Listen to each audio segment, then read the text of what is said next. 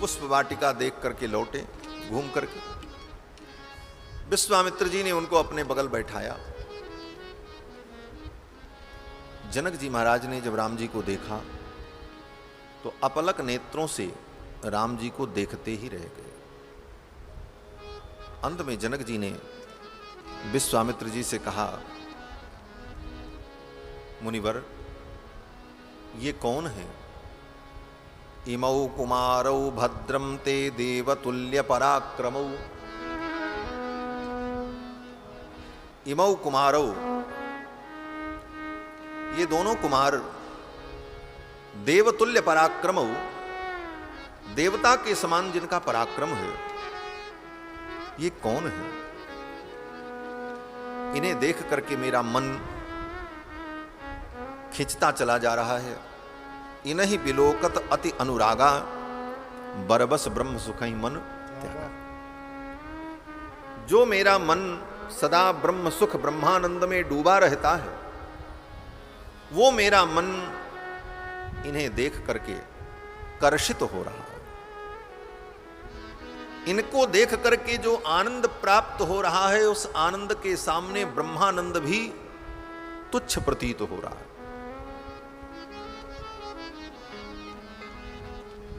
ये कौन है और ये यहां कैसे आए? कथम पद्भ्याम इह प्राप्तौ किमर्थम कस्य वा मुनि। भगवान के स्वरूप सौंदर्य को देख करके जनक जी महाराज को लगता है कि ये इतने सुकुमार हैं, इतने कोमल हैं, ये विश्वामित्र जी के साथ पैदल चल करके इतनी दूर कैसे आए होंगे। इसलिए जनक जी महाराज यही पूछते हैं, कथम पद्भ्याम इह प्राप्तौ। ये अपने पैरों से चल के आए यहां तक? लगता तो नहीं है कि ये पैदल चलने वाले हैं। पैदल चलने का सामर्थ्य इनके अंदर नहीं है, इतने सुकुमार हैं। और अगर ये पैदल चल करके आपके साथ यहां तक आए हैं तो कोई प्रयोजन जरूर होगा। किमर्थम, क्यों आए? कस्य वा मुने, किसके लिए आए हैं? क्या कोई इनका प्रयोजन है, किसी के लिए आए हैं?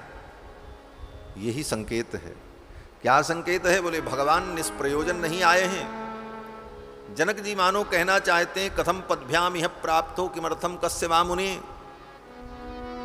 ये पैदल चल करके इतनी दूर तक आए हैं तो किसी के लिए आए हैं। और किसके लिए आए हैं? बोले मानो भगवती श्री जानकी को प्राप्त करने के लिए आए। श्री जानकी जी के लिए ही मानो पैदल चल करके भगवान मिथिला तक आए। जनक जी कहते हैं, बरायुध धरौ वीरो कस्य पुत्रो महामुने। हे मुनिवर, ये किसके पुत्र हैं? ये देखने में तो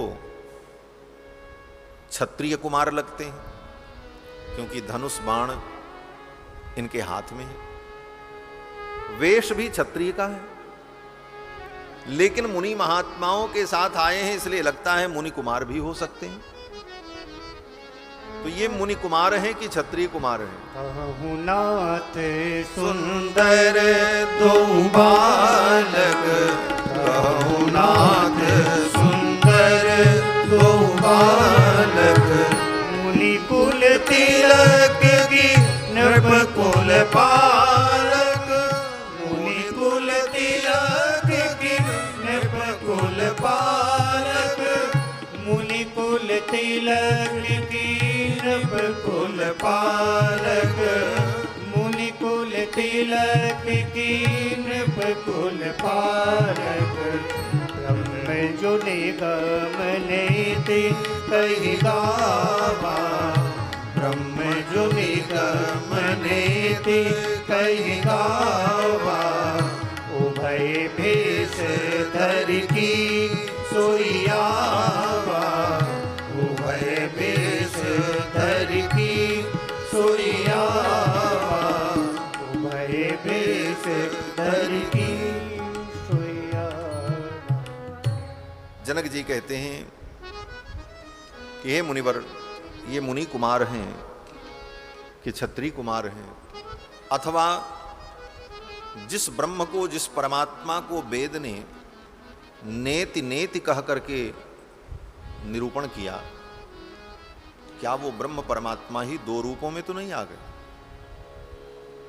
उभय भेष धर की सोई आवा। वो ब्रह्म परमात्मा ही दो रूपों में तो नहीं आ गए। इस प्रकार जब जनक जी ने कहा तो विश्वामित्र जी हंसने लगे। विश्वामित्र जी ने कहा, जनक तुम्हारी वाणी मिथ्या नहीं हो सकती, तुम जो समझ रहे हो वही है।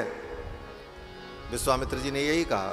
कहे मुनि बिहस कहो न प्रणीका, कहे मुनि बिहस कहो न प्रणीका, बचन तुम्हार न होई अलीका, बचन तुम्हार न होई अलीका, कहे मुनि बिहस कहो न प्रणीका, कहे मुनि बिहस कहो न प्रणीका।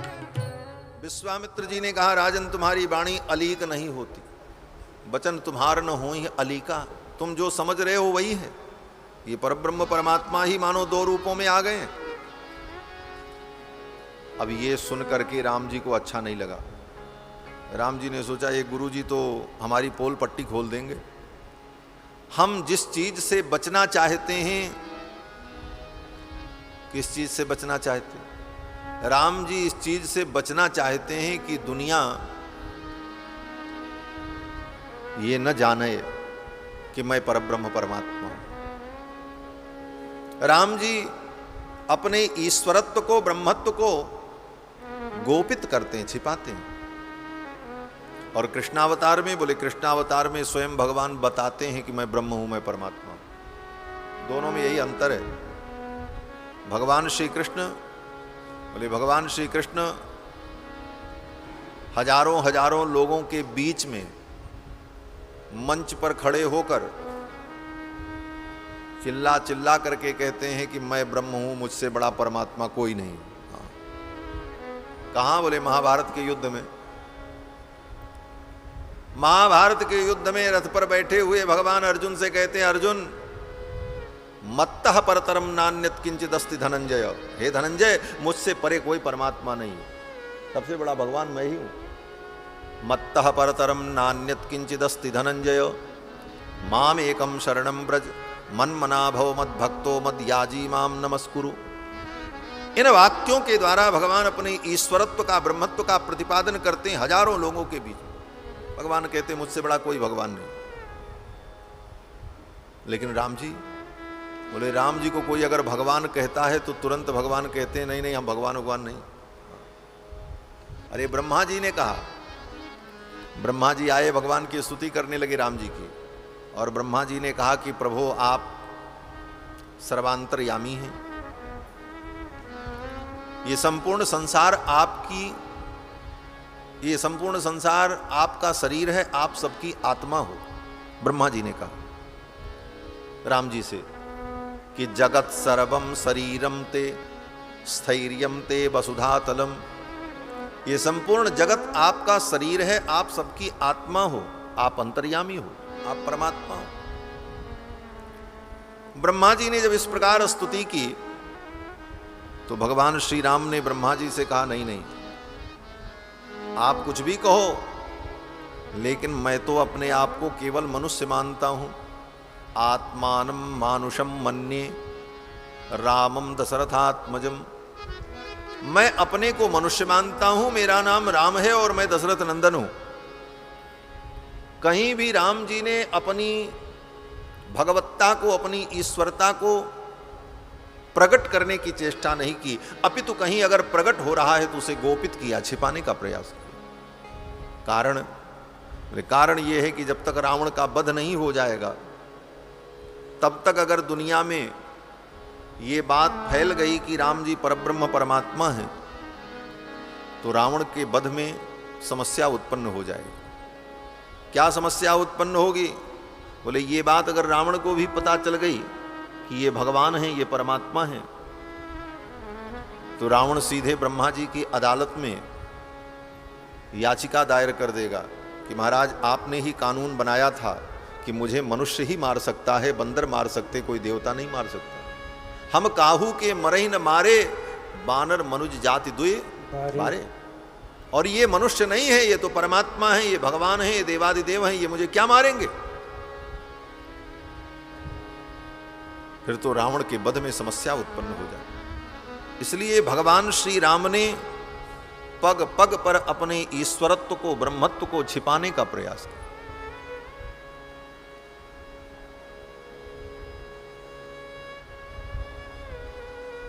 कहीं परिचय भी देते हैं तो हनुमान भगवान तो यही कहते हैं, हम तो अयोध्या के राजा के पुत्र हैं, कौशलेश दशरथ के जाए, हम पितु वचन मान बन आए।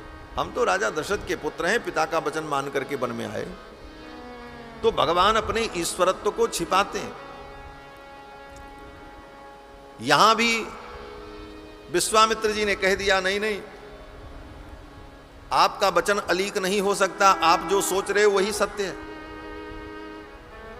अब तो राम जी ने सोचा कि गुरुजी बता देंगे कि हम परब्रह्म परमात्मा हैं, तब बात गड़बड़ हो जाएगी। तो अब गुरुजी को टोकना भी ठीक नहीं, गुरुजी को रोकना भी ठीक नहीं। तब भगवान ने अपनी माया का प्रयोग किया। भगवान की माया क्या है? भगवान जब मुस्कुराते हैं तो भगवान की माया अपना काम शुरू कर देती है। हासो जनोन्माद करीच माया, वेदव्यास जी कहते हैं भगवान की मुस्कुराहट ही माया है।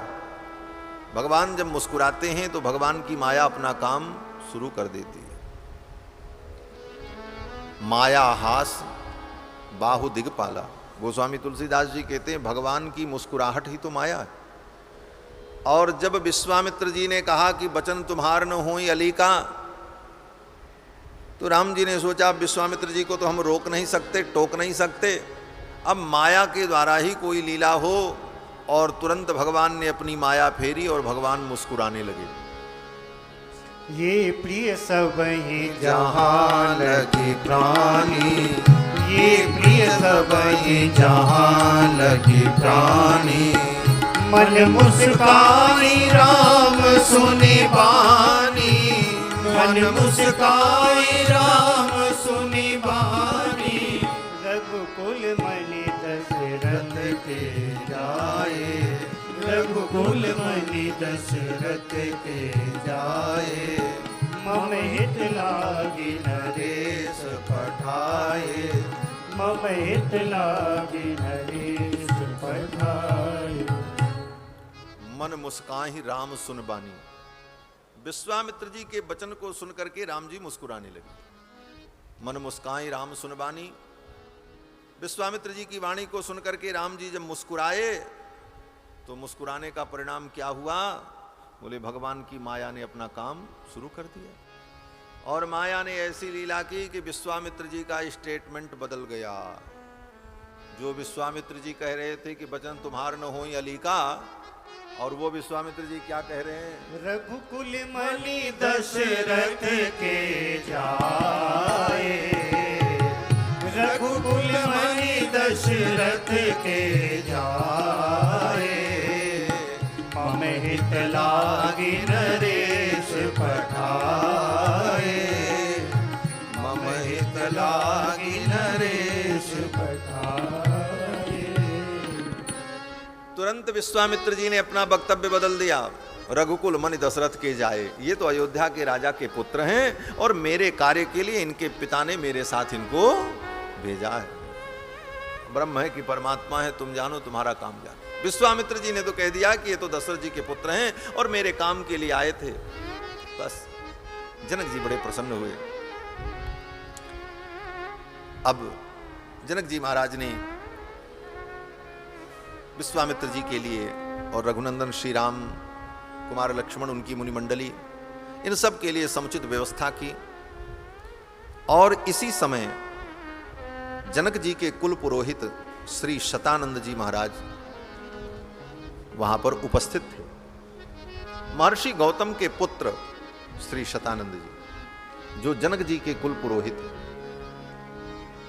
जब विश्वामित्र जी ने कहा कि रघुकुल मणि दशरथ के जाए, ये अयोध्या के राजा श्री दशरथ के पुत्र हैं, तब शतानंद जी को याद आया, अरे इन्हीं के द्वारा तो मेरी मां अहिल्या का उद्धार होने वाला था। क्या इन्होंने मेरी मां अहिल्या का उद्धार किया? सतानंद जी ने विश्वामित्र जी से पूछ लिया, अपिते मुनि शार्दूल मम माता यशस्विनी। हे मुनिवर, क्या आपने इनको मेरी मां से मिलाया? दर्शिता राजपुत्राय तपो दीर्घमुपागता। दीर्घ काल से दुख प्राप्त करती हुई मेरी मां पिताजी के शाप से शापित होकर पड़ी हैं। क्या आपने उनके उद्धार का उपाय किया? इन्हीं के द्वारा मेरी मां का उद्धार होना था। तब विश्वामित्र जी ने कहा, मुनिवर, इनके द्वारा आपकी मां अहिल्या का उद्धार हुआ। आपकी मां अहिल्या आपके पिता महर्षि गौतम के साथ आनंद पूर्वक ऋषि लोक को, उत्तम लोक को प्राप्त हो गई। सतानंद जी बड़े प्रसन्न हुए और सतानंद जी सोचने लगे, अब मैं किसकी प्रशंसा करूं? विश्वामित्र जी की प्रशंसा करूं कि राम जी की प्रशंसा करूं? किसको मैं साधुवाद दूं, विश्वामित्र जी को, राम जी को? अगर राम जी को मैं साधुवाद देता हूं तो विश्वामित्र जी कहीं मन में ये न सोचें कि लेकर के आने वाला तो मैं था, अगर हम राम जी को न लाते तो तुम्हारी मां का उद्धार कहां से होता? सतानंद जी ने सोचा कि अगर मैं विश्वामित्र जी की प्रशंसा करूं, इनको साधुवाद दूं, तो कहीं राम जी को दुख न लग जाए कि किया तो हमने उद्धार और मेरी कोई चर्चा ही नहीं हुई। तब सतानंद जी ने विचार किया कि गुरु के महिमा में ही शिष्य की महिमा निहित होती है, आचार्य की महिमा में शिष्य की महिमा समाहित होती है, और विश्वामित्र जी की महिमा वर्णन करने में रघुनंदन की महिमा भी सिद्ध हो जाएगी। इसलिए शतानंद जी महाराज ने राम जी को विश्वामित्र जी की महिमा सुनाई। शतानंद जी कहते हैं, रघुनंदन,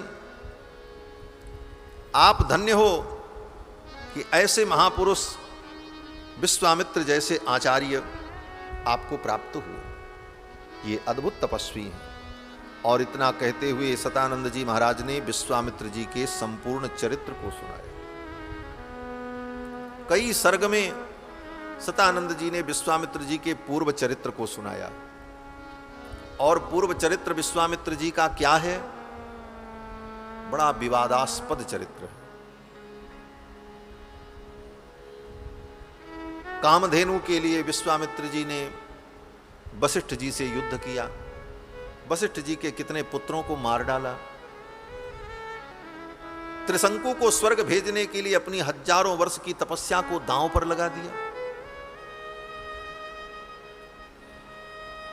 और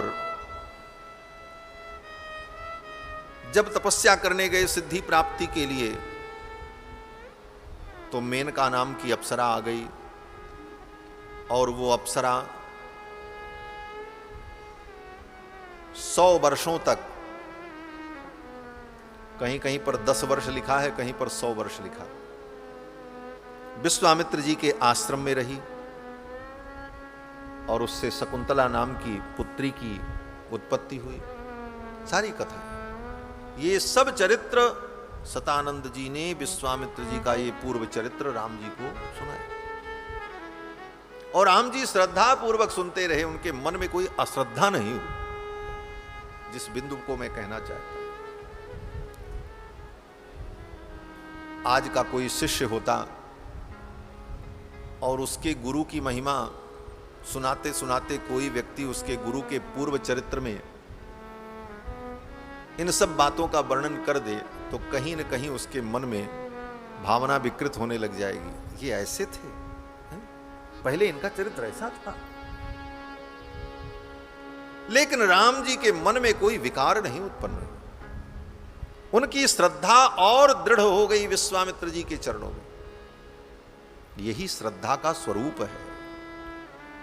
गुण को देख करके अगर श्रद्धा है तो वो श्रद्धा नहीं है, वो तो सहज है। लेकिन गुण के साथ साथ दोष जानने के बाद भी हमारी निष्ठा अगर दृढ़ बनी रह गई तो वह वास्तविक श्रद्धा है। विश्वामित्र जी के पूर्व चरित्र को सुनने के बाद भी राम जी के मन में कोई संदेह नहीं हुआ। भगवान श्री राम के मन में किसी भी प्रकार का कोई विकार उत्पन्न नहीं हुआ। दूसरा कोई शिष्य होता तो उसके मन में भेद उत्पन्न हो जाता। श्रद्धा पूर्वक अपने गुरु का चरित्र पूर्व वृत्त सुनते रहे राम जी। और एक और घटना आपको बतावें, आगे प्रसंग आता है कि जब बाली के वध का समय आया तो सुग्रीव ने कहा, महाराज आप बाली को नहीं मार पाएंगे। राम जी ने कहा, क्यों?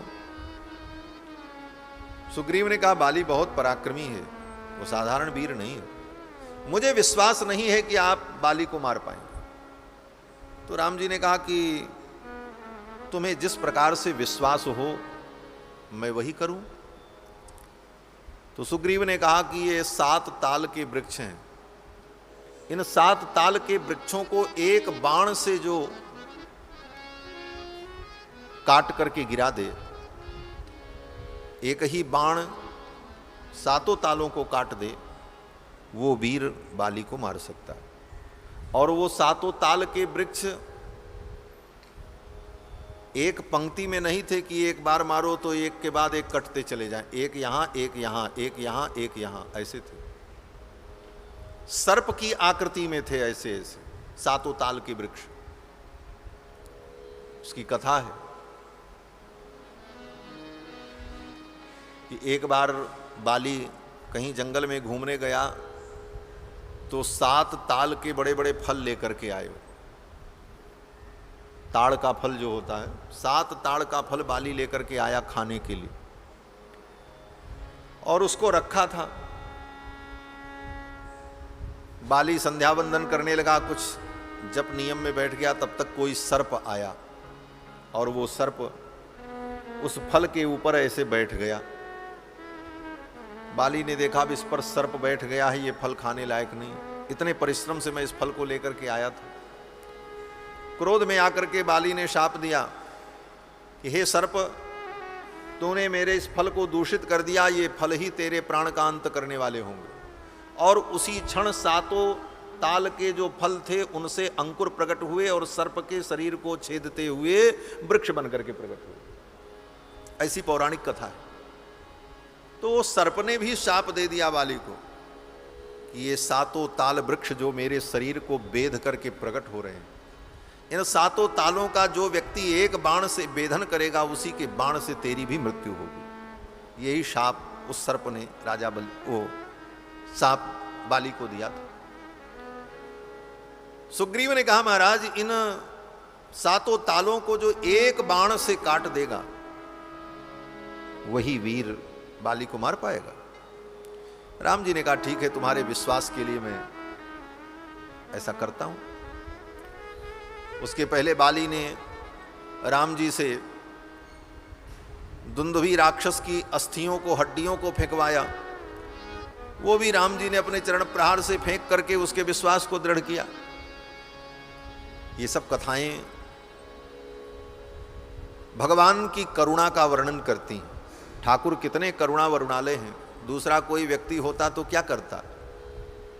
दूसरा कोई व्यक्ति होता तो यही कहता, सुग्रीव जाओ भाड़ में, तुमको विश्वास नहीं है तो हम तुम्हारा काम नहीं करेंगे। लेकिन राम जी ने कहा, नहीं नहीं, तुमको जिस प्रकार विश्वास हो मैं वो करने को तैयार। आज के समय में किसी व्यक्ति से आप अपनी रक्षा की याचना करो और बार बार उससे ये कहो कि आप मेरी रक्षा कर पाओगे कि नहीं कर पाओगे, आप जरा कुछ ऐसा करके दिखाओ तब हमें विश्वास हो कि आप मेरी रक्षा कर पाओगे। तो सामने वाला व्यक्ति अगर समर्थ होगा तो यही कहेगा कि तुमको मेरे ऊपर भरोसा नहीं है तो तुम जाओ, हम तुम्हारा काम नहीं करेंगे। लेकिन राम जी कितने कृपालु हैं कि सुग्रीव जैसे बानर के मन की बात को भी रखते हैं और उसे विश्वास दिलाते हैं। जानते हैं कि ये पहले से ही भयभीत है, डरा है, किसी प्रकार मेरी शरण में आया है, यहां भी अगर इसे आश्रय नहीं मिला, भरोसा नहीं मिला तो ये कहां जाएगा। इसलिए राम जी ने सुग्रीव के कहने पर हड्डियों को फेंका। 7 तालों को बेधने के लिए राम जी ने अपने धनुष पर बाण चढ़ाया और राम जी ने संकल्प किया। क्या संकल्प किया? राम जी ने यही संकल्प किया कि विश्वामित्र जी के चरणों में मेरी अगर दृढ़ श्रद्धा हो, विश्वामित्र जी के चरणों में मेरी अगाध भक्ति हो तो उस भक्ति के प्रभाव से ये बाण सातों तालों का भेदन करता हुआ रसातल में चला जाए। यही संकल्प राम जी ने किया था। भक्तिश्चेत कुशिक नंदन पादयोर में, कुशिक नंदन विश्वामित्र के चरणों में मेरी अगर भक्ति हो तो ये मेरा बाण भित्वा गमिष्यति रसातलमप्यगाधम, ये बाण सातों तालों का भेदन करते हुए रसातल में चला जाए। विश्वामित्र जी के चरणों में मेरी भक्ति हो तो ये बाण सातों तालों का भेदन करते हुए रसातल में चला जाए। ये संकल्प की जरूरत क्या थी? राम जी ये भी संकल्प कर सकते थे कि वशिष्ठ जी के चरणों में मेरी श्रद्धा हो तो मेरा बाण सातों तालों का भेदन करते हुए चला जाए। अपने कुल गुरु वशिष्ठ के चरणों में श्रद्धा तो है ही राम जी की, लेकिन श्रद्धा का स्वरूप क्या है ये बताने के लिए भगवान श्री रघुनंदन ने विश्वामित्र जी का स्मरण किया। वशिष्ठ जी के चरणों में तो सहज श्रद्धा है, लेकिन विश्वामित्र जी के सारे चरित्र को जानने के बाद भी उनके चरणों में राम जी की कितनी श्रद्धा है, कितनी निष्ठा है, इसका प्रमाण प्रस्तुत करने के लिए राम जी ने यही कहा कि विश्वामित्र के चरणों में मेरी श्रद्धा हो तो मेरा ये बाण सातों तालों का भेदन करते हुए रसातल में चला गया। भित्वा गमिष्यति रसातलमप्यगाधम, और वो बाण सातों तालों का भेदन करते हुए रसातल में चला गया।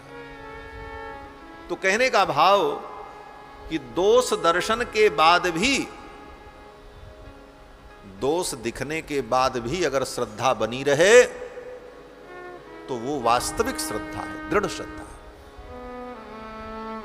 और केवल गुण देख करके श्रद्धा है तो गुण देख करके तो किसी की भी श्रद्धा होती है, लेकिन गुण के साथ साथ दोष दर्शन होने पर भी हमारी श्रद्धा कभी विचलित न हो। यही दृढ़ श्रद्धा का स्वरूप है। विश्वामित्र जी का संपूर्ण चरित्र सतानंद जी ने राम जी को सुनाया और उनकी संपूर्ण तपस्या का वर्णन किया। विश्वामित्र जी ने पूरब पश्चिम उत्तर दक्षिण चारों दिशाओं में जाकर के तप किया है। 3 बार उन्हें तपस्या में सफलता नहीं मिली, चौथी बार अंतिम बार तपस्या में सफलता की प्राप्ति हुई और विश्वामित्र जी ब्रह्मर्षि पद को प्राप्त करते हैं। ब्रह्मर्षि पद की प्राप्ति के लिए पूर्व दिशा में जाकर के विश्वामित्र जी ने तप किया है और उनकी तपस्या से प्रसन्न होकर के ब्रह्मा जी ने आकर के उन्हें ब्रह्मर्षि का पद दिया। गायत्री ने उनका वर्ण किया। ओंकारोथ बकटकारो वेदाश्च वरयन्तु माम। विश्वामित्र जी तपस्या के द्वारा ब्रह्मर्षि बनना चाहते थे।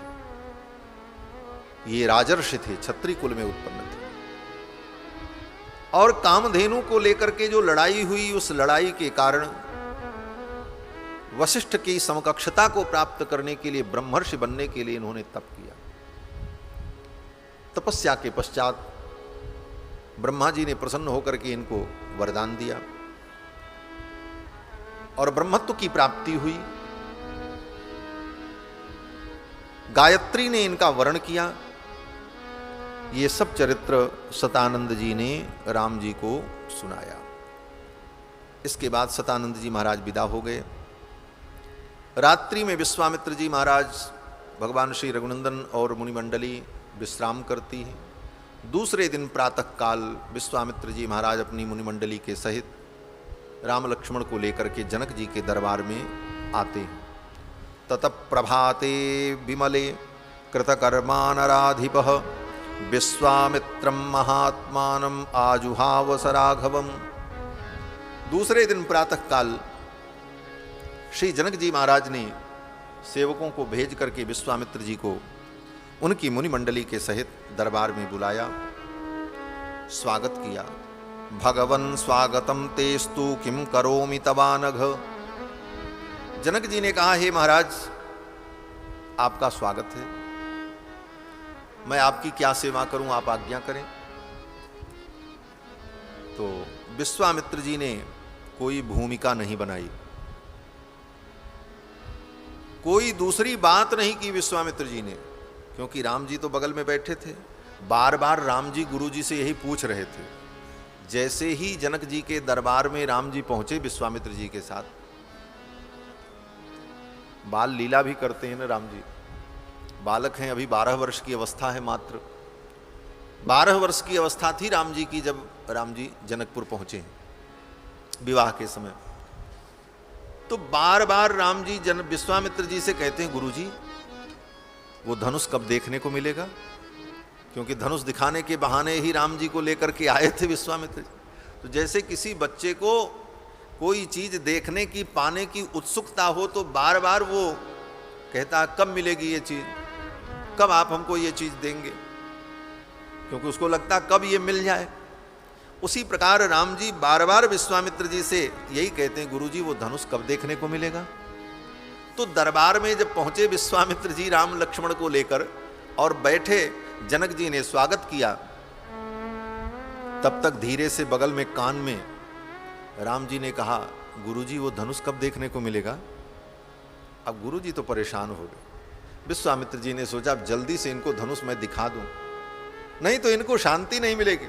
इसलिए विश्वामित्र जी ने कोई भूमिका नहीं बनाई। जनक जी ने ज्यों ही कहा कि मैं आपकी क्या सेवा करूं, तो विश्वामित्र जी ने कहा कि एतत् दर्शय भद्रम ते, ये मेरे साथ जो राम आए ना इनको धनुष दिखा दो, ये वही देखने के लिए आए।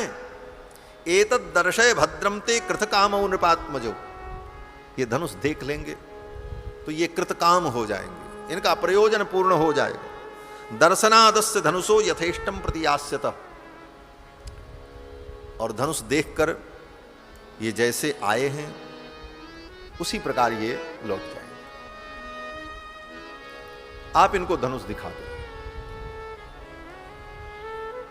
तो जनक जी ने कहा ठीक है महाराज, वो धनुष इनको हम दिखाएंगे, लेकिन धनुष से जुड़ी जो बातें हैं वो बातें भी आप सुन लें तो ज्यादा अच्छा होगा। जनक जी ने कहा कि मेरी एक बेटी है जो अयोनिजा है। अयोनिजा का मतलब जो किसी स्त्री के गर्भ से उत्पन्न नहीं हुई, अपितु प्रकट हुई है। जैसे भगवान अयोनिज हैं उसी तरह सीता भी अयोनिजा है। जनक जी कहते मेरी एक बेटी है जिनका नाम सीता है। यज्ञ करने के लिए मैं भूमि का शोधन कर रहा था तो हल के अग्रभाग से उस कन्या का प्रादुर्भाव हुआ। क्षेत्रम श्रोधयता लब्धा नामना सीतेति विश्रुता।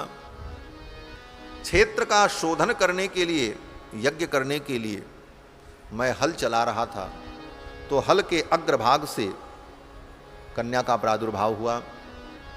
उस कन्या का हमने पालन पोषण किया, उसका नाम सीता है। और उसकी विलक्षणता को देखकर, उसकी योग्यता को देख करके मैंने मन में संकल्प किया कि मैं अपनी इस कन्या का विवाह उसी पुरुष के साथ करूंगा जो पुरुष इस माहेश्वर धनुष को, इस माहेश्वर धनुष पर प्रत्यंचा चढ़ाएगा और इस माहेश्वर धनुष का आरोपण करेगा। उसी वीर के साथ मैं अपनी बेटी का विवाह करूंगा। मेरे इस संकल्प को सुनकर के बड़े बड़े राजा आए, जनक जी कहते, और उन सब ने उस धनुष के ऊपर डोरी चढ़ाने का, आरोपण करने का प्रयास किया, लेकिन उन्हें सफलता नहीं मिली। अंत में उन समस्त राजाओं ने मिलकर के योजना बनाई कि जनक के राज्य पर आक्रमण कर दो और इस कन्या को छीन लो। जनक जी कहते हैं सब राजाओं ने मिलकर के मेरे नगर के ऊपर आक्रमण कर दिया। रोषेण महता विष्टा पीडयन मिथिलाम पुरीम, मेरी मिथिलापुरी पर आक्रमण कर दिया, चारों तरफ से घेर लिया। ततः संवत्सरम पूर्णे क्षयम यातानि सर्वशः, 1 वर्ष तक उन राजाओं के साथ मैंने युद्ध किया, हमारी संपूर्ण सेना समाप्त हो गई। जनक जी कहते हैं उस स्थिति में मेरे सारे साधन जब समाप्त हो गए, मैं अत्यंत दुखी हुआ, तो मैंने देवताओं से प्रार्थना की। ततो देवगणान् सर्वांस तपसा हम प्रसादयम्। मैंने देवताओं की प्रार्थना की कि आप मेरी सहायता करो। मेरी प्रार्थना पर देवता लोग प्रसन्न हुए और स्वर्ग के देवताओं ने मुझे चतुरंगिणी सेना प्रदान की, और उस सेना के द्वारा वे जितने राजा थे वो पराजित हुए, भाग गए, फिर लौट करके आज तक नहीं आए। फिर किसी राजा ने मेरे नगर की ओर देखने का कभी साहस नहीं किया। लेकिन आज तक मेरी बेटी सीता का विवाह नहीं हुआ। कोई ऐसा वीर मिला ही नहीं जो धनुष के ऊपर प्रत्यंचा चढ़ा सके। आज भी मेरी बेटी कुंवारी है। हां, अगर राम इस धनुष पर डोरी चढ़ा देते हैं, इसका आरोपण करते हैं, तो मैं अपनी बेटी सीता का विवाह इनके साथ कर दूंगा। ये जनक जी ने प्रस्ताव कर दिया। तो विश्वामित्र जी ने कहा, ऐसी बात है? क्योंकि राम जी को देख करके जनक जी को लगने लगा कि ऐसा सुंदर वर मेरी बेटी को प्राप्त हो जाए। तो जनक जी ने कहा, यद्यस्य धनुषो रामः कुर्याद आरोपणम मुने सुताम अयोनिजाम सीताम दद्याम दासरथे रहम। अगर इन्होंने धनुष का आरोपण कर दिया, धनुष पर डोरी चढ़ा दी, तो मैं अपनी अयोनिजा कन्या सीता का इन्हें दान कर दूंगा। श्रीमद् वाल्मीकि रामायण के अनुसार वहां पर उस समय और भी राजा रहे हों और उन लोगों ने कोई धनुष उठाने का प्रयास किया, ऐसी कोई बात नहीं आई। पहले वो सब घटनाएं हो चुकी थी, राजा लोग आए और चले गए। लेकिन जब राम जी हैं तो यहां पर सीधी सीधी बात हुई। जनक जी ने कहा कि रघुनंदन राम अगर प्रत्यंचा चढ़ा देते हैं तो मैं अपनी बेटी सीता का विवाह इनके साथ कर दूंगा। अब विश्वामित्र जी बड़े प्रसन्न हुए। विश्वामित्र जी ने कहा, जनकस्य वचः श्रुत्वा विश्वामित्रो महामुनि। जनक जी के वचन को सुनकर के महामुनि विश्वामित्र ने कहा, धनुर्दर्शय रामाय। वो धनुष मेरे राम को दिखाओ, फिर हमारे राम प्रयास करेंगे। फिर तो जनक जी ने अपने दूतों को संकेत किया। दूत लोग गए और उस धनुष को लेकर के सभा के मध्य में आए। हाथ में उठा करके नहीं लाए। नृणाम शतानि पंचाशत, नृणाम शतानि पंचाशत, 5000 सैनिक मिलकर उस पेटी को लेकर के आए, जिस पेटी के अंदर, जिस बॉक्स के अंदर वो धनुष रखा हुआ था। नृणाम शतानि पंचाशत व्यायतानाम महात्मनाम। और वो 5000 जो वीर थे वो भी साधारण नहीं थे, बड़े बड़े विशालकाय थे। और जिस पेटी में, जिस बॉक्स में वो धनुष रखा था, मंजूसाम अष्टचक्राम, उसमें बड़े बड़े 8 पहिए लगे हुए थे। क्योंकि उठा करके लाना तो संभव था नहीं, खींच करके लाना था। बड़े बड़े 8 पहिए लगे हुए थे। 8 चक्रों से युक्त तो विशाल काष्ठ की मंजूषा, उसी काष्ठ की मंजूषा में वो धनुष रखा था। किसी प्रकार से बहुत श्रम करके वे 5000 वीर उस धनुष को लेकर के आए और ला करके सभा के मध्य में रखा। जनक जी ने कहा, इस पेटी के अंदर वो धनुष है। विश्वामित्र जी ने कहा, खोल करके दिखाओ मेरे राम को। तो एक बार जनक जी ने कहा कि मुनिवर, क्व गतिर्मनुष्याणाम धनुषोस्य प्रपूरणे आरोपणे समायोगे वेपने तोलने तथा। जनक जी कहते, महाराज, इस धनुष को देवता गंधर्व नहीं उठा सकते, मनुष्य की क्या गति। क्या राम जी के पराक्रम पर जनक जी को संदेह है? कहते संदेह नहीं है। यहां पर भगवान का अति मानुष चरित्र प्रकट हो रहा है। अति मानुष चरित्र का मतलब है कि मनुष्य के लिए जो संभव नहीं है, मनुष्य जो कार्य न कर सके, वो कार्य जब भगवान के द्वारा होता है तो उस चरित्र को अति मानुष चरित्र कहते हैं। रामावतार में भगवान का अति मानुष चरित्र कहीं कहीं पर दिखाई पड़ता है। भगवान का एक अति मानुष चरित्र क्या है? समुद्र पर सेतु बांधना, यह अति मानुष चरित्र माना गया है। क्यों बोले? कोई मनुष्य नहीं बना सकता, मनुष्य के बस की बात ही नहीं है कि वो समुद्र पर पुल बना दे। अति मानुष चरित्र क्या है? बोले एक तरफ तो भगवान श्री राम रो रहे हैं कि मेरी सीता कहां है, और गृद्धराज जटायु की दुर्दशा को देखकर गृद्धराज के ऊपर कृपा करते हैं और कहते हैं, हे गृद्धराज, आप उस गति को प्राप्त करो जिस गति को बड़े बड़े योगी महात्मा प्राप्त करते हैं, मैं तुमको अपने वैकुंठ भेज रहा हूं। बोले सीता को रावण किस दिशा में ले गया है राम जी को मालूम नहीं है, और राम जी को यह मालूम है कि वैकुंठ का रास्ता किधर है। गृद्धराज जटायु को वैकुंठ भेज रहे हैं। क्या है? बोले अति मानुष चरित्र। इन चरित्रों से भगवान के अति मानुष स्वरूप का प्रादुर्भाव होता है। यहां पर भी विवाह के प्रसंग में जनक जी महाराज कहते हैं, बड़े बड़े गंधर्व देवता यक्ष किन्नर जिस धनुष को उठा नहीं सकते उसको कोई मनुष्य क्या उठा पाएगा? क्वा गतिर मानुषाणाम च धनुषोस्य प्रपूरणे आरोपणे समायोगे बेपने तोलने तथा। मनुष्य की क्या गति है कि कोई मनुष्य इस धनुष को उठा ले और इस पर डोरी चढ़ा दे और इस पर बाण चढ़ा दे, जब देवता नहीं चढ़ा पाए। तो जनक जी के मुख से ये बात महर्षि वाल्मीकि क्यों कहलवा रहे हैं? इसलिए कहलवा रहे हैं कि आगे राम जी उस धनुष को उठा लेंगे और धनुष पर डोरी चढ़ाएंगे। इससे सिद्ध होगा कि राम जी जो हैं वो मनुष्य नहीं हैं, पर ब्रह्म परमात्मा।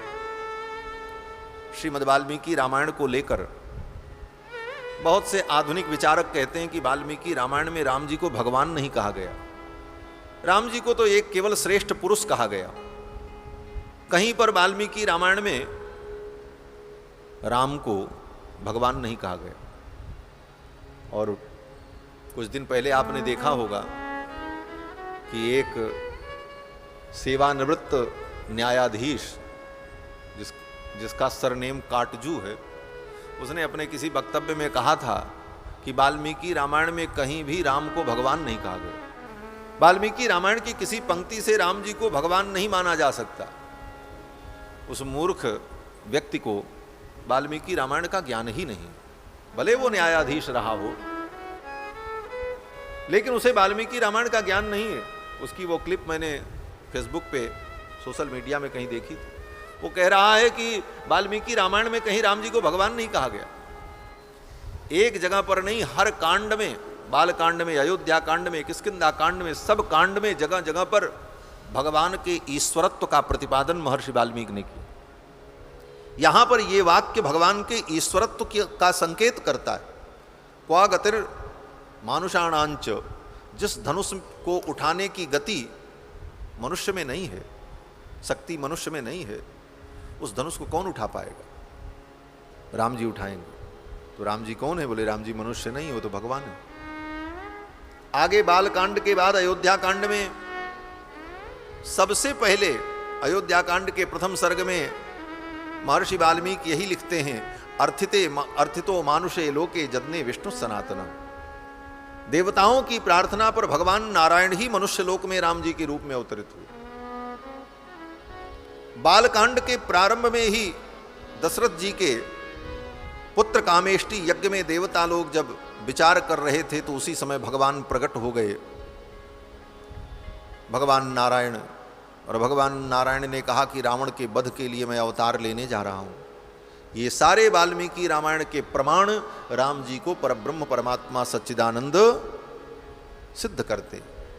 इसके बाद भी अगर कोई मूर्ख व्यक्ति ये कहे कि वाल्मीकि रामायण में राम जी को भगवान नहीं कहा गया, तो उससे बड़ा महामूर्ख तो कोई हो नहीं सकता। एक जगह पर नहीं, सैकड़ों जगह, पग पग पर राम जी के ईश्वरत्व का प्रतिपादन है। वाल्मीकि रामायण आदि काव्य है महाराज, वेदावतार है। उत्तरकांड में भगवान श्री राम जब अपने निज धाम गमन करने लगे तो उस समय उनके संपूर्ण स्वरूप का वर्णन महर्षि वाल्मीकि ने किया है कि किस रूप में भगवान अपने निज धाम जा रहे हैं। तो यहां पर भी भगवान के परत्व का निरूपण हो रहा है।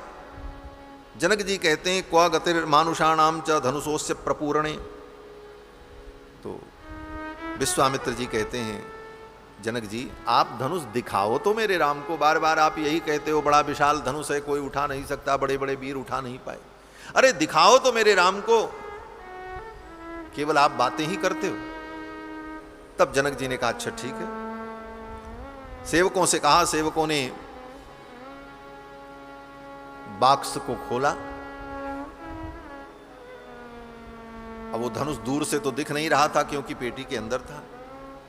तो विश्वामित्र जी ने कहा राम जाओ, जा करके देखो इस धनुष को। राम जी चल पड़े। जब चले राम जी तो गुरु जी को प्रणाम किया, गुरु जी के चरणों में वंदन किया और प्रणाम करके चल पड़े। और चलते समय राम जी कहते क्या हैं कि इस धनुष को मैं देखूंगा और देखने के बाद मैं इसका स्पर्श करूंगा, और अगर मैं स्पर्श करने में समर्थ हो गया तो मैं इसे उठाने का प्रयास करूंगा, अगर उठाने में मैं समर्थ हो गया तो मैं इसके ऊपर प्रत्यंचा चढ़ाने, इसका आरोपण करने का भी प्रयास करूंगा। राम जी ने ये नहीं कहा कि बस अभी हम जा रहे हैं धनुष उठा करके तोड़ देंगे। बड़े विनम्र हैं रघुनाथ जी। ठाकुर जी कहते हैं इदम धनुर्वरम दिव्यम संस्पृशामि ही पाणिना, मैं इसको अपने हाथों से स्पर्श करूंगा। यत्नवाश्च भविष्यामि तोलने, और फिर मैं इसे उठाने का प्रयास करूंगा, और उठाने में अगर मैं समर्थ हो गया तो पूर्णे पिवा, इस पे डोरी भी चढ़ाऊंगा और बाण भी चढ़ाने का प्रयास करूंगा। ऐसा कहते हुए भगवान धनुष के पास पहुंचे, धनुष को देखा। श्री जानकी जी बरमाला लेकर के खड़ी हैं। जानकी जी विचार करने लगी, ये इतने सुकुमार हैं, इनसे धनुष उठेगा क्या? ये धनुष उठा पाएंगे? श्री जानकी जी व्याकुल होने लगीं, और जानकी जी व्याकुल होकर के देवताओं से प्रार्थना करने लगी। श्री गोस्वामी तुलसीदास जी महाराज वर्णन करते हैं कि जानकी जी ने सभी देवताओं से प्रार्थना की, गणेश जी से प्रार्थना की, गणनायक वरदायक देवा आज लगे कीन्ही तो सेवा, आज तक मैंने आपकी सेवा की है, आप कृपा करो ये धनुष इनके हाथों से उठ जाए, हल्का हो जाए। तब तक राम जी ने धनुष नहीं उठाया। शंकर जी से प्रार्थना की, हो प्रसन्न महेश भवानी प्रणमहु दीन बंधु दीन दानी। हे महेश, हे भवानी, आप प्रसन्न हो, धनुष ये उठा लें और इनके करकमल में धनुष उठ जाए और ये प्रत्यंचा चढ़ा दें। शंकर जी की प्रार्थना की, जानकी जी ने, तब तक राम जी ने धनुष नहीं उठाया। अंत में जानकी जी ने धनुष से ही प्रार्थना की, अब मोहि शंभुचाप गति तोरी, अय शंभुचाप अब तुम ही मेरी गति हो, तुम ही कृपा करके इतने हल्के हो जाओ कि इनके हाथ में जाते उठ जाना। तब तक राम जी ने धनुष को नहीं उठाया। क्यों? क्योंकि भगवान ने विचार किया कि मेरी प्राप्ति मेरी ही कृपा से होती है। ये बड़ा सूक्ष्म सिद्धांत है। भगवान को भगवान की कृपा से ही पाया जा सकता है। जानकी जी सोचती हैं गणेश जी कृपा करें तो हमको राम जी मिल जाए, अमुक देवता कृपा कर दें तो हमें राम जी मिल जाए, और राम जी कहते हैं कि हम किसी की कृपा से नहीं मिलते, हम तो स्वयं की कृपा से मिलते। सोई जानई जेहि देहु जनाई, जानत तुम ही हो जाए। भगवान को पाने के लिए भगवान के ही कृपा की जरूरत है, किसी अन्य के कृपा की आवश्यकता नहीं। भगवान की प्राप्ति में दूसरा कोई साधन नहीं हो सकता। स्वयं भगवान साधन भी हैं और भगवान ही साध्य हैं। इसी को हमारे आचार्यों ने कहा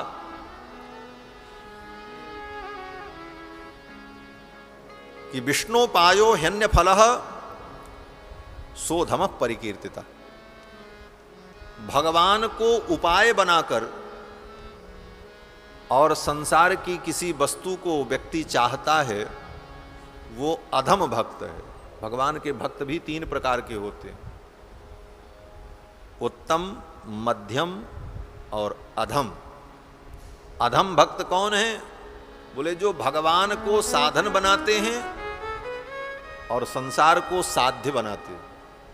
भक्ति तो भगवान की कर रहे हैं, खूब माला जप रहे हैं, रामायण पढ़ रहे हैं, गीता पढ़ रहे हैं, व्रत कर रहे हैं, पूजन कर रहे हैं भगवान का, और भगवान से चाहते क्या हैं?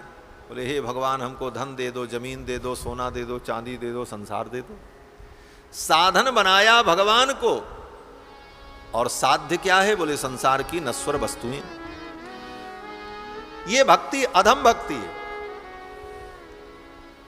विष्णोपायो ह्यन्य फलः। वेदव्यास जी कहते हैं भगवान को उपाय बनाकर, साधन बनाकर संसार की वस्तुओं को उपेय बनाना, साध्य बनाना, ये अधम भक्ति है। क्यों? बोले साधन जिसको तुमने बनाया वो तो अविनाशी है, और उस साधन से तुमने जो चाहा वो वस्तु क्या है? बोले नाशवान है। ये अधम भक्ति। और मध्यम क्या है? कहते हैं अन्योपायो विष्णु फलः।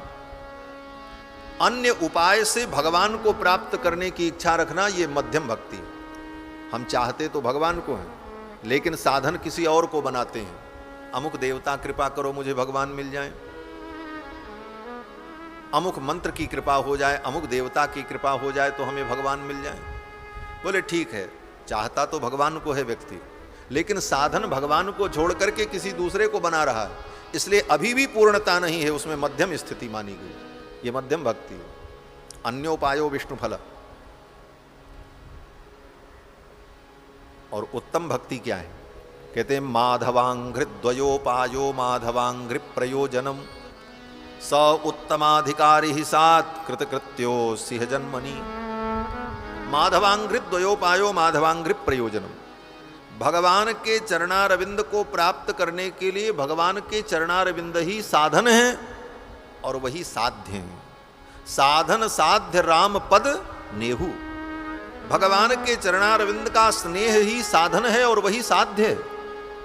हम भगवान को चाहते हैं और भगवान से भगवान को चाहते हैं। किसके लिए? बोले भगवान के लिए ही भगवान को हम चाहते हैं। भगवान से हमारा कोई दूसरा उद्देश्य नहीं, अपितु साधन साध्य एकमात्र भगवान। ये उत्तम भक्ति है। इसको उत्तम भक्ति आचार्यों ने कहा। भक्ति के बड़े भेद हैं महाराज। भक्ति के ऊपर कितने ग्रंथ लिखे गए। भक्ति रसार्णव, भक्ति रसामृत सिंधु, कितने भेद हैं। श्रीमद् भागवत महापुराण में भी कपिल मुनि ने जो वर्णन किया है, सात्विक भक्ति, राजस भक्ति, तामस भक्ति, उसके बाद भी उसके अनेकानेक भेद करते हुए 84 प्रकार के भक्ति के भेद, 81 प्रकार के भक्ति के भेद। और भक्ति रसामृत सिंधु में गोस्वामी पाद ने तो भक्ति के कितने भेद बताए। रागानुगा भक्ति, रागात्मिका भक्ति, गौड़ी भक्ति, वैधि भक्ति, प्रेम लक्षणा भक्ति, और कितने कितने सब भेद प्रभेद। लेकिन मूल रूप से अगर वर्णन किया जाए तो उत्तम, मध्यम और अधम, इन्हीं 3 में सब भक्तियां समाहित हो जाती हैं। भगवान को ही साधन और साध्य जब हम मानते हैं तो ये उत्तम भक्ति कहलाती है। भगवान ही साधन, भगवान ही साध्य। श्री जानकी जी भगवान को चाहती हैं, लेकिन प्रार्थना दूसरे से कर रही हैं। साधन दूसरे को बनाया, आप कृपा करो मुझे भगवान मिल जाए। तब तक भगवान धनुष का स्पर्श भी नहीं करते, खड़े हैं, अभी धनुष नहीं तोड़ा। जानकी जी प्रार्थना करती ही रही। मन ही मन मनाव अकुलानी। मन व्याकुल हो रहा है, ये कैसे मिलेंगे, किससे मैं प्रार्थना करूं कि धनुष इनके हाथों से टूट जाए। लेकिन जब तक जानकी जी अन्य की प्रार्थना करती रही, तब तक भगवान ने धनुष का स्पर्श नहीं किया। अंत में श्री जानकी जी ने भगवान से ही प्रार्थना की। देखो, श्री जानकी जी मानो जीव हैं और राम जी ब्रह्म हैं। जीव ब्रह्म को प्राप्त करना चाहता है, लेकिन दोनों की प्राप्ति के बीच में बाधक क्या है? बोले धनुष। धनुष टूटे तो जानकी जी को राम जी मिले। उसी प्रकार से हम जीवात्मा भी भगवान को चाहते हैं, लेकिन हमारे और परमात्मा के बीच में बाधक क्या है? बोले भव धनुष। भव माने भगवान शंकर और उन्हीं का वो धनुष है भव धनुष। और भव माने संसार। ये संसार ही धनुष के रूप में हमारे और परमात्मा के बीच में है। ये संसार छूटे तो राम जी मिले, लेकिन अब ये संसार कैसे छूटे? जानकी जी को राम जी मिले कैसे? बोले धनुष जब टूटे। अब धनुष कैसे टूटे? जानकी जी तोड़ेंगी? बोले जानकी जी तो नहीं तोड़ेंगी। कौन तोड़ेगा? बोले राम जी तोड़ेंगे। ये संसार छूटे तब हमको राम जी मिले, तो ये संसार कौन छुड़ाएगा? हम छुड़ाएंगे?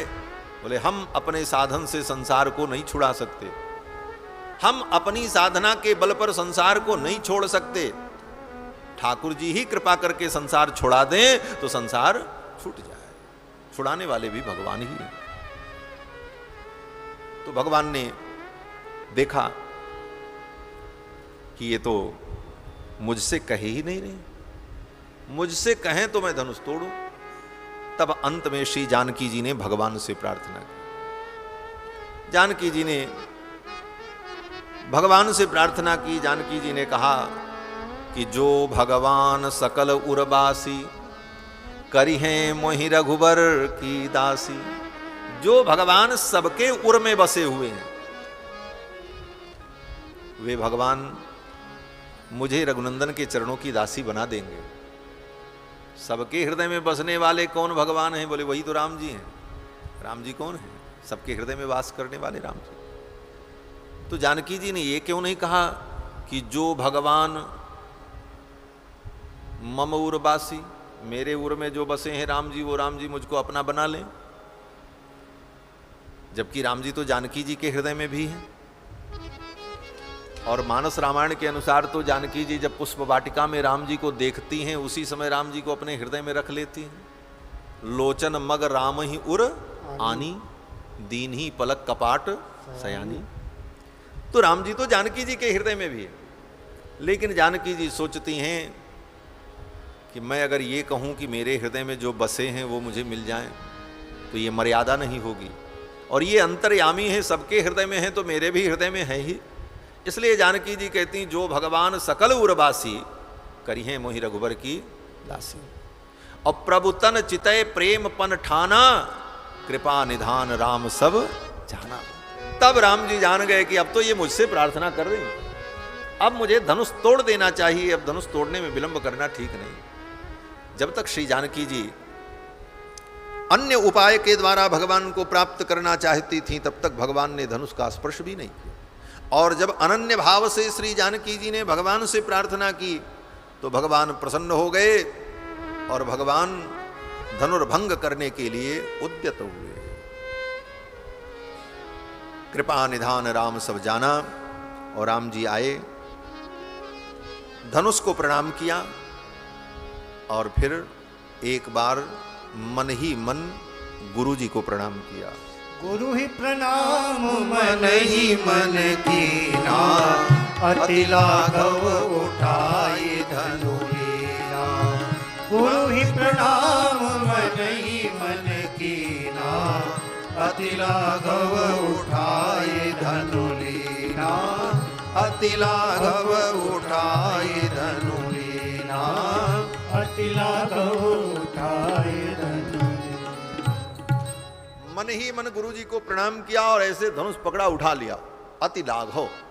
अति लाघव का मतलब, बोले इसी अति लाघव की व्याख्या आगे गोस्वामी जी ने अगले चौपाई में की। अति लाघव का मतलब अत्यंत शीघ्रता में, सुलभता में, सहजता में, ये सब अर्थ है। और अति लाघव की व्याख्या गोस्वामी जी ने अगली चौपाई में की। क्या? बोले लेत चढ़ावत खैंचत गाड़े। कब राम जी ने धनुष को लिया, कब उठाया, कब खींचा, कब चढ़ाया, यही लाघव है। अति लाघव यही है। अति शीघ्रता में कब भगवान ने धनुष को उठाया, कब चढ़ाया, कब खींचा, किसी को पता ही नहीं चला महाराज। महर्षि वाल्मीकि कहते हैं कि राम जी ने धनुष को उठाया, आरोपयित्वा मौर्वीम, धनुष को उठाया और धनुष पर डोरी बांधी, डोरी चढ़ाया, आरोपयित्वा मौर्वीम पूरयामास तद्धनु, और फिर एक हाथ से धनुष को पकड़ा और एक हाथ से डोरी को पकड़ करके खींचा, पूरयामास तद्धनु तद्बभंज धनुर्मध्ये, और इतना खींच दिया राम जी ने डोरी को कि धनुष बीच से टूट गया। कहने में तो इतना समय लगा, लेकिन ये सब करने में राम जी को समय नहीं लगा। लीत चढ़ावत खेचत गाड़े, लीत चढ़ावत खेचत गाड़े, काहू न लखा देख सब ठाणे, काहू न लखा देख सब ठाणे, तेहि छन राम मध्य धनु तोरा, तेहि छन राम मध्य धनु तोरा, भरे भुवन धुनि घोर कठोरा, भरे भुवन धुनि घोर कठोरा, भरे भुवन घोर कठोर, रवि रवि बाज सज मार्ग चले थे, करहि दिग्गज डोल मई, कोल कोरुम करमल, सुर असुर मुनि कर कान दीने, सकल विकर विचारहि, कोदंड खंड उराम तुलसी, जयति बचन विचारहि हार, जयति बचन विचारहि हार, जयति बचन उचारहि। कोदंड खंडेउ राम तुलसी जयति बचन उचारे। सब लोग जय जयकार करने लगे। भगवान श्री राम ने धनुष को कब उठाया, कब खींचा, कब टूटा, किसी ने नहीं देखा, और ऐसी भयंकर ध्वनि हुई। गोस्वामी तुलसीदास जी तो कहते हैं कि महाराज पूरा ब्रह्मांड कांप गया, पृथ्वी में भूकंप आ गया, डिगत उर्वी अति गुर्वे, सर्व भव्य समुद्र सर, सारे समुद्र उफान लेने लगे। आकाश में सूर्य चंद्रमा मानो आपस में टकरा गए, देवताओं के विमान आपस में टकरा गए, दसों दिग्गज जो दिशाओं को धारण करते हैं वे दिग्गज अपने स्थान से खसक गए। डिगत उर्वि अति गुर्वि सर्व पब्बय समुद्र सर, दिग्गयंदलर खरत परत दसकंध मुख भर, सुर विमान हिम भानु भानु संघटत परस्पर। देवताओं के विमान आपस में टकरा गए, ऐसा कंप हुआ पूरे ब्रह्मांड में। और महर्षि वाल्मीकि कहते हैं कि भूमि कंपच्च सुमहान पर्वतस्येवदीर्यतः। राम जी ने जब धनुष तोड़ा तो इतनी भयंकर ध्वनि हुई कि जैसे हिमालय पर्वत बीच से फट जाए, पट पट पट पट, पर्वतस्येवदीर्यतः, जैसे पर्वत में दरार पड़ जाए और पर्वत फट जाए, ऐसी ध्वनि हुई। संपूर्ण पृथ्वी कांप गई और जितने लोग थे वहां पर सभा में, निपेतुश्च नराः सर्वे तेन शब्देन मोहिताः। निपेतुश्च नराः सर्वे, जितने लोग वहां पर थे सब लोग धड़ाम धड़ाम गिर पड़े। तेन शब्देन मोहिता, उस धनुष के टूटने की ध्वनि को सुनकर। अब ये महर्षि वाल्मीकि की वाणी है, यहां तो सब कुछ देख करके वर्णन कर रहे हैं महर्षि वाल्मीकि। तो आप क्या कहोगे, सब गिर गए? बोले हाँ, सब गिर गए। सभा में जितने लोग थे सब धड़ाम धड़ाम गिर गए, लेकिन 4 लोग बचे रह गए थे। स्वयं महर्षि वाल्मीकि कहते हैं, बर्जयित्वा राजानम, एक जनक जी नहीं गिरे थे, बर्जयित्वा राजानम तौ औ मुनिवरम, बर्जयित्वा मुनिवरम राजानम तौ च राघवो। महर्षि वाल्मीकि कहते हैं कि धनुष के टूटने पर जो ध्वनि हुई, सब लोग गिर पड़े 4 लोगों को छोड़कर। वे 4 लोग कौन थे? बोले एक जनक जी, एक विश्वामित्र जी और राम लक्ष्मण, दोनों भाई। बस राम लक्ष्मण विश्वामित्र जी और जनक जी को छोड़कर बाकी जितने लोग सभा में थे सब गिर पड़े। हाँ, जनक जी के जो गुरु बाबा थे सतानंद जी, वो भी ढुनक गए। हाँ, वो भी गिरे ही होंगे, क्योंकि चार ही लोग तो बचे थे। बरजयित्वा मुनिवरम, मुनिवर को छोड़कर राजानम तौच राघव। लेकिन गिरने के बाद सब उठे, उठ करके सबने अपने हाथ पैर झाड़े और सबको मजा आ गया महाराज। और सब ने जय जयकार की, सब ने यही कहा वाह वाह वाह वाह, राम जी ने तो धनुष तोड़ दिया। चारों तरफ यही जय जयकार होने लगी, तोड़ दिया तोड़ दिया तोड़ दिया रे, रघुवर ने धनुहिया तोड़ दिया रे। तोड़ दिया तोड़ दिया तोड़ दिया रे, रघुबर ने धनुहिया तोड़ दिया रे। तोड़ दिया तोड़ दिया तोड़ दिया रे, रघुबर ने धनुहिया तोड़ दिया रे। तोड़ दिया तोड़ दिया तोड़ दिया रे, रघुबर ने धनुहिया तोड़ दिया रे। तोड़ दिया तोड़ दिया तोड़ दिया रे, रघुबर ने धनुहिया तोड़ दिया रे। देश देश के राजा सब आए, देश देश के राजा सब आए, देश देश के राजा सब आए, देश देश के राजा सब आए। उन सब के मान को मरोड़ दिया रे, रघुबर ने धनुहिया तोड़ दिया रे। उन सब के मान को मरोड़ दिया रे, रघुबर ने धनुहिया तोड़ दिया रे। हाँ, तोड़ दिया तोड़ दिया तोड़ दिया रे, रघुबर ने धनुहिया तोड़ दिया रे। तोड़ दिया तोड़ दिया तोड़ दिया रे, रघुबर ने धनुहिया तोड़ दिया रे। एक से एक अभिमानी राजा, एक से एक अभिमानी राजा, एक से एक अभिमानी राजा, एक से एक अभिमानी राजा। उन्हों की मूछ को मरोड़ दिया रे, रघुबर ने धनुहिया तोड़ दिया रे। उन्हों की मूछ को मरोड़ दिया रे, रघुबर ने धनुहिया तोड़ दिया रे। तोड़ दिया तोड़ दिया तोड़ दिया रे, रघुबर ने धनुहिया तोड़ दिया रे। तोड़ दिया तोड़ दिया तोड़ दिया रे, रघुबर ने धनुहिया तोड़ दिया रे। राजा जनक की प्रतिज्ञा निभाई, राजा जनक की प्रतिज्ञा निभाई, प्रतिज्ञा निभाई प्रतिज्ञा निभाई, प्रतिज्ञा निभाई प्रतिज्ञा निभाई। राजा जनक की प्रतिज्ञा निभाई, राजा जनक की प्रतिज्ञा निभाई। सिया जू से नाता जोड़ दिया रे, रघुबर ने धनुहिया तोड़ दिया रे। सिया जू से नाता जोड़ दिया रे, रघुबर ने धनुहिया तोड़ दिया रे। हाँ, तोड़ दिया तोड़ दिया तोड़ दिया रे, रघुबर ने धनुहिया तोड़ दिया रे। तोड़ दिया तोड़ दिया तोड़ दिया रे, रघुबर ने धनुहिया तोड़ दिया रे। रघुबर ने धनुहिया तोड़ दिया रे, रघुबर ने धनुहिया तोड़ दिया रे। रघुबर ने धनुहिया तोड़ दिया रे, रघुबर ने धनुहिया तोड़ दिया रे। बोलो श्री सीता रामचंद्र भगवान की। जय। सब लोगों ने जय जयकार की।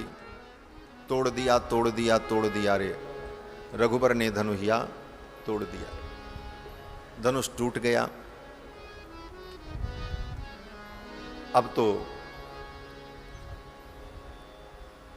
श्री जानकी जी बरमाला लेकर के आती हैं भगवान श्री रघुनंदन को पहनाने के लिए। लेकिन जानकी जी 6 वर्ष की हैं और राम जी 12 वर्ष के। राम जी के गले तक श्री जानकी जी का हाथ पहुंचता ही नहीं। तो जानकी जी सोचती हैं थोड़ा झुक जाएं तो मैं इनके गले में बरमाला डाल दूं। लेकिन राम जी झुकने को तैयार नहीं। लक्ष्मण जी ने कहा भैया झुकना मत, हम क्षत्रिय कुमार हैं, चक्रवर्ती सम्राट के पुत्र हैं और एक नारी के सामने झुक जाएं। अब तो राम जी और तन करके खड़े हो गए। सखियां गीत गाने लगी कि सरकार मेरी जानकी बहुत छोटी हैं, आप थोड़ा झुक जाओ। बड़ा विनय किया सखियों ने।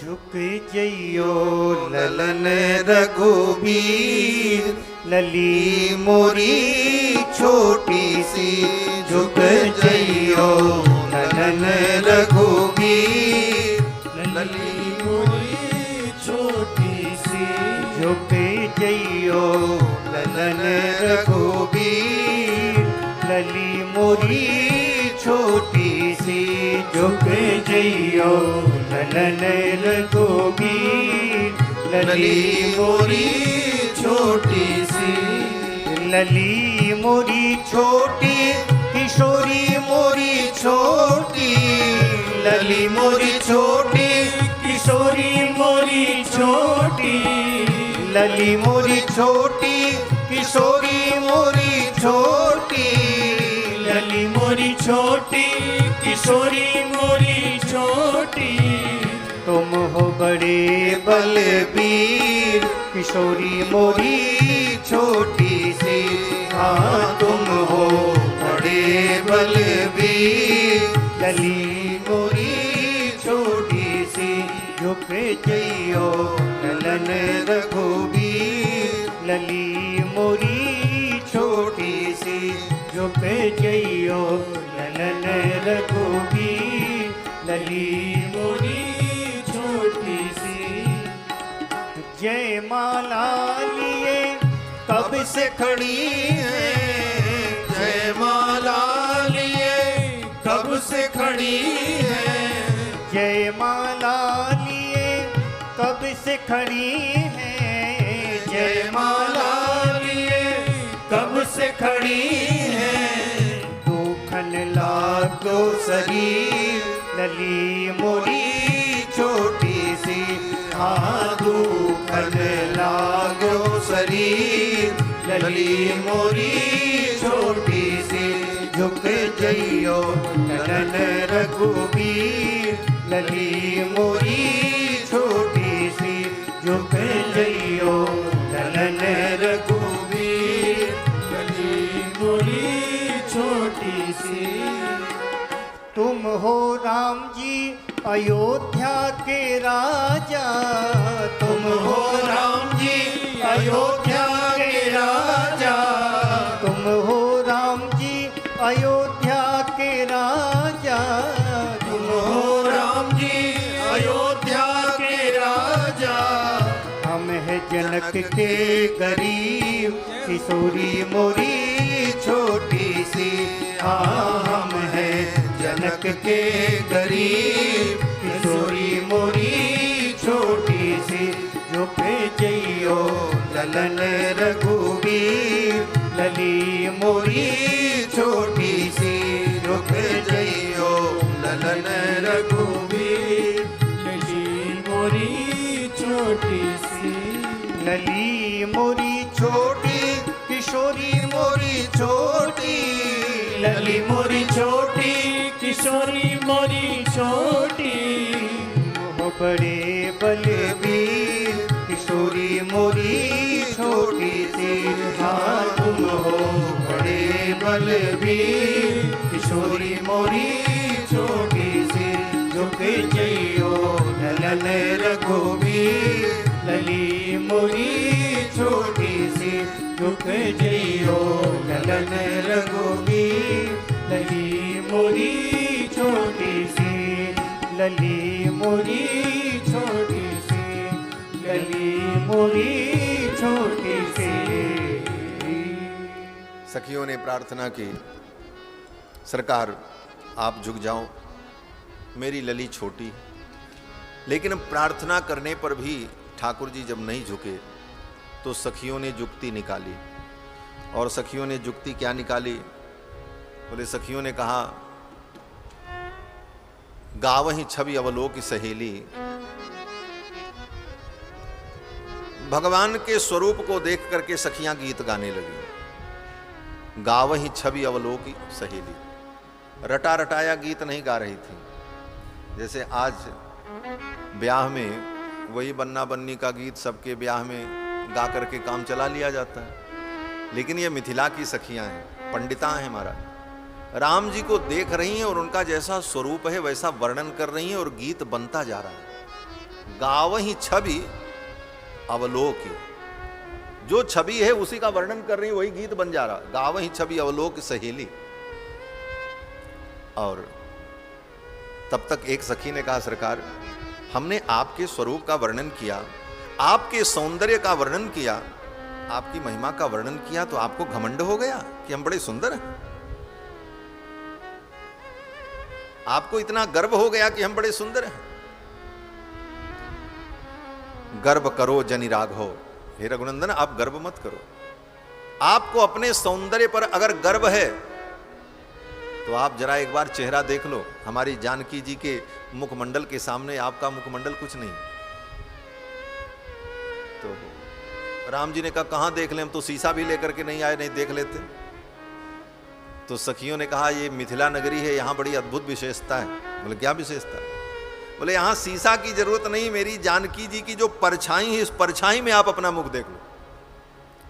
मेरी किशोरी जी की शरीर की जो परछाई है ना, वो परछाई इतनी निर्मल है दर्पण के समान कि उस परछाई में, उस प्रतिबिंब में आप अपना प्रतिबिंब देख सकते हो। शीशा की जरूरत ही नहीं। राम जी को बड़ा आश्चर्य हुआ, ऐसा कैसे हो सकता है? दर्पण में तो प्रतिबिंब दिखता है, लेकिन प्रतिबिंब में प्रतिबिंब दिखाई पड़े, परछाई में भी मुखमंडल का दर्शन हो जाए, ऐसी विशेषता तो हम दुनिया में कहीं नहीं देखे। सखियों ने कहा यह विशेषता तो हमारे मिथिला में होती। आप जरा एक बार देख लो अपना मुखमंडल, तो आपका गर्व चूर हो जाएगा। बोले कहां देखें? बोले किशोरी जी की परछाई में।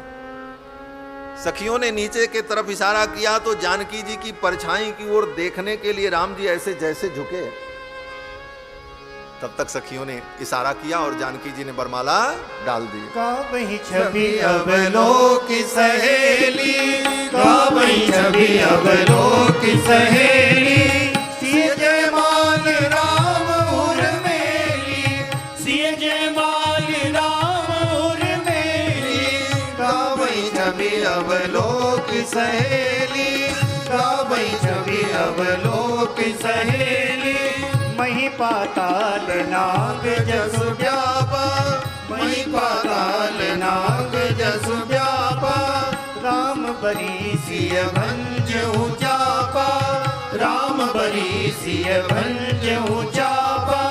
मही पाताल नाग जसु व्यापा, मही पाताल नाग जसु व्यापा। मही पाताल नाग जसु व्यापा। ज्यों ही भगवान श्री रघुनंदन नीचे झुकते हैं देखने के लिए, तब तक किशोरी जी ने गले में वरमाला डाल दी। तीनों लोक में जय जयकार हुई महाराज। मही पाताल नाक जस व्यापा, राम बरी सिय भंजेऊ। जानकी जी ने राम का वर्ण किया और राम जी ने धनुष भंग किया, राम जी ने धनुष तोड़ा। मिथिला के भक्त कहते हैं राम जी ने धनुष नहीं तोड़ा। बोले तब? बोले धनुष तो हमारी जानकी जी की कृपा से टूटा। हाँ, राम जी क्या धनुष तोड़ेंगे? जो इतने सुकुमार हैं कि पुष्प वाटिका में फूल तोड़ने में जिनको पसीना होता हो, वो धनुष क्या तोड़ पाएंगे? भाल तिलक श्रम बिंदु सुहाए, मिथिला में सखियों ने देखा था। पुष्प वाटिका में प्रातः काल, वो भी अगहन का महीना, अगहन में अच्छी खासी ठंडी पड़ती है, अगहन के महीने में प्रातः काल वो भी फूल तोड़ने में इतना परिश्रम जिसको हो पसीना चूने लग जाए, उस व्यक्ति से धनुष टूटेगा? हो ही नहीं सकता महाराज। इसलिए मिथिला की सखियां कहती हैं शरद के प्रभात रहे नाही दोपहरिया। शरद ऋतु की प्रभात की वेला थी उस समय, शरद के प्रभात रहे नाही दोपहरिया, नाही रहल जेठ के महीना, हो लाल काहे छूटल लिलार पर पसीना। जेठ का महीना भी नहीं था और आपको फूल तोड़ने में पसीना हो गया। तो धनुष किसने तोड़ा? तो मिथिला के भक्त कहते हैं तो मेरी जानकी जी की कृपा से धनुष टूटा। कहां लिखा है? बोले रामायण में तुलसीदास जी ने लिख दिया। क्या? बोले राम बरी सिय भंज्यऊ चापा। राम बरी, राम जी का वर्ण किया जानकी जी ने, सिय भंज्यऊ चापा। और धनुष किसने तोड़ा? बोले सिय भंज्यऊ, जानकी जी ने तोड़ा। ऐसा अर्थ करते हैं। और सच्चाई तो ये है कि धनुष के तोड़ने में बड़े बड़े लोगों की बड़ी भूमिकाएं थी। भगवान शंकर ने धनुष को पहले ही सिखा दिया था कि जैसे ही राम जी तुमको छुएं तैसे तुम टूट जाना। मानो बारे ते पुरारी ने पढ़ायो है। भगवान शंकर ने उस धनुष को पढ़ा करके रखा था, सिखा करके। मेरे आराध्य रघुनंदन राम को धनुष उठाने में, तोड़ने में कोई श्रम न हो, उनके हाथ का स्पर्श होते ही तुम स्वयं टूट जाना। धनुष ने कहा ठीक है गुरुदेव, जैसी आपकी आज्ञा। इसलिए राम जी ने धनुष को छुआ तो धनुष अपने ही टूट गया। इसीलिए परशुराम जी आए तो यही कहते हैं ना लक्ष्मण जी, छुअत टूट रघुपति ही न दोषु। राम जी ने तो केवल छुआ और टूट गया अपने आप, राम जी का तो कोई दोष ही नहीं। और एक बड़ा सुंदर भाव श्री हनुमान जी का है। हनुमान नाटकम में श्री हनुमान जी महाराज वर्णन करते हैं कि धनुष ने देखा कि मेरा उद्धार कैसे होगा। मैं किसी तीर्थ में जा नहीं सकता, मैं कोई तपस्या साधना कर नहीं सकता, और मेरे द्वारा कितने जीवों की हत्या हुई है, क्योंकि धनुष से तो बाण चलते हैं और बाण चलने पर कितने लोगों की मृत्यु होती है। तो धनुष ने सोचा कि मेरे पापों का प्रायश्चित्त कैसे होगा। तो हनुमान जी वर्णन करते हैं हनुमान नाटकम में कि उस धनुष ने विचार किया कि राम जी के कर कमल में जाकर के मैं अपने प्राणों का स्वतः त्याग कर दूं, तो राम के कर कमल रूपी तीर्थ में अपने प्राणों का त्याग करने से मुझे भी परम गति की प्राप्ति हो जाए। ऐशम धनुर निज पुरश्चरणाय नूनम देहम मुमोच रघुनंदन पाणी तीर्थे। रघुनंदन के पाणी रूपी तीर्थ में, कर कमल रूपी तीर्थ में जाकर के धनुष ने स्वयं अपने शरीर को तोड़ दिया। इस प्रकार भगवती श्री जानकी ने भगवान के गले में बरमाला डाली, तीनों लोकों में जय जयकार हुई। और फिर आगे प्रसंग आता है कि श्री जनक जी महाराज ने दूतों को अयोध्या के लिए भेजा है। दूत लोग अयोध्या आते हैं, फिर दशरथ जी महाराज बारात सजा करके जाते हैं और मिथिला में चारों भाइयों का बड़े धूमधाम से विवाह संपन्न होता है। इन सारे चरित्रों को हम लोग कल की कथा में श्रवण करेंगे। आज के प्रसंग का यहीं पर विराम। बोलो श्री सीता रामचंद्र भगवान की, श्री हनुमान जी महाराज की।